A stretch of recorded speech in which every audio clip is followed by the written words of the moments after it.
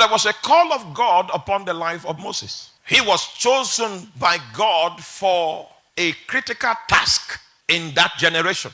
But Moses was becoming comfortable living a normal life. Just like the average believer in our time believes that when you get a job, a good paying job that can sustain you, you marry a beautiful Christian wife, and the Lord begins to give you children, your life seems to be making meaning. Your life seems to be fulfilling the expectation of success, of blessing, and all those other symptoms that are in keeping with the blessings of God. Many of us believe that when you have all those things running in your life, you are living a good life and God is pleased. Indeed, He is. However, there is a purpose for which God is lavishing all of that grace upon your life. And that purpose is consistent with an agenda that is in His eternal plan.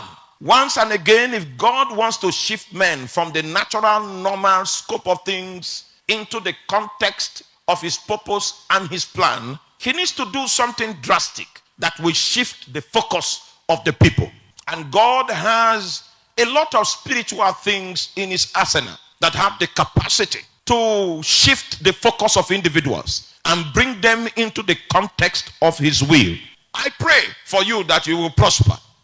I pray for you that you will do well. I pray for you that your family will be well.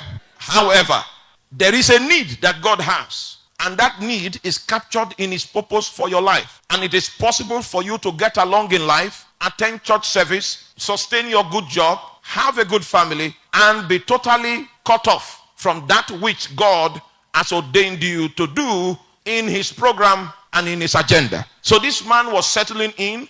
He was beginning to enjoy the ways of marital life. In fact, through the mercy of his father-in-law, he was in employment and he was getting used to the life that he had, and he was thankful to God.